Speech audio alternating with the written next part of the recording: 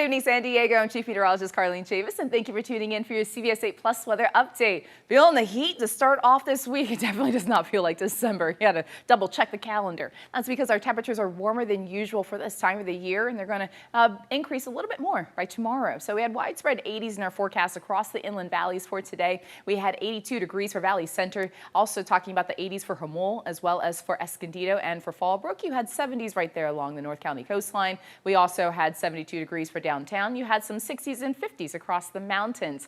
Why the warm up? Santa Ana winds. They're back in the forecast. This is not a very strong wind event, but it's still the reason that we're having that breeze out there. So you've been feeling the gusts at times up to about the 20s and 30s for today, still holding on to that range by tomorrow, and then talking about more of the warmer than usual temperatures. We have no alerts because we're not going to be critically dry, below 10%, and when they're also not talking about being extremely hot or extremely gusty, just kind of in that midpoint with this. But it is making an adjustment when it takes into account our temperatures, and so that's why we've been peaking a little bit warmer than usual for this time of the year. We did that today. We're going to have that for tomorrow as well. So that big gap is about 10 to 20 degrees above seasonal. So that gap widens a little bit more by tomorrow. We're still holding on to warmer than usual temperatures even after the Santa Ana winds calm down because of a ridge of high pressure in our forecast. So locked into some warmth for most of this work week, and then we get into the weekend, temperatures slip a little bit more and winds do look to calm once we get past our Tuesday.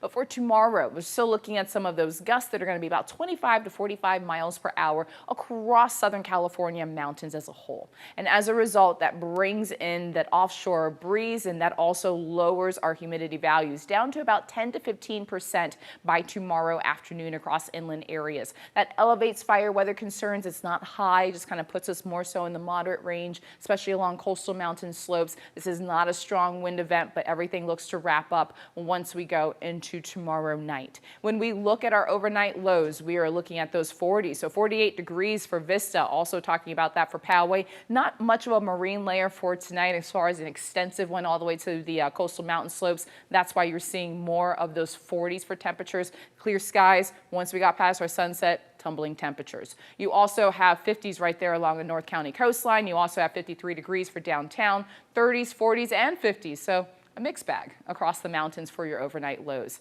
Then you get to your highs for tomorrow. You're locked into the 70s right there across the mountains. You also have those 70s right there across the North County coastline. Carlsbad at 75 degrees, the same for Del Mar, 77 degrees for downtown. Widespread 80s across inland regions. 83 degrees for Fallbrook, the same for Valley Center. 86 degrees for El Cajon, and also talking about 81 degrees for Chula Vista. Your surf forecast about 1 to 3 feet and a low risk of rip currents at our local beaches, which is a stark contrast from last week when we had that high surf, the elevated surf, all the way up to about 6 feet. And we were also dealing with some really strong morning tides. We had that extra pull because of the supermoon, but as we now transition away from that, has allowed our morning high tides to lower. When we look at the setup in the atmosphere, so as I mentioned, even after the Santa Ana winds calm down, and that's going to be on Tuesday night, we still have a ridge of high pressure in the upper levels. That's going to keep the warmth in our forecast and also keep the storm track well towards the north, where the Pacific Northwest is going to be hit with a major storm system.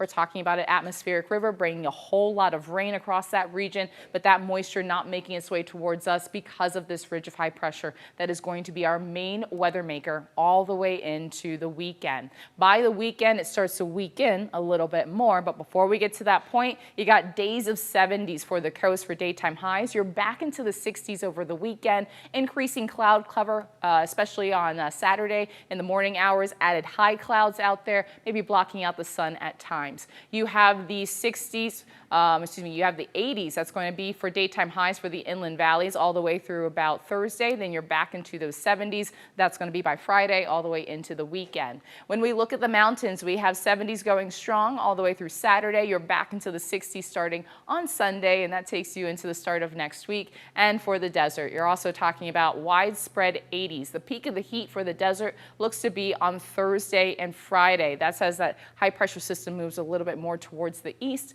and then it starts to weaken a little bit more over the weekend, and as a result bringing some low 80s, so a little bit of a slip in temperatures, but still warmer than usual for this time of the year all the way into the start of next week. I hope you have a great week, and thanks for tuning in.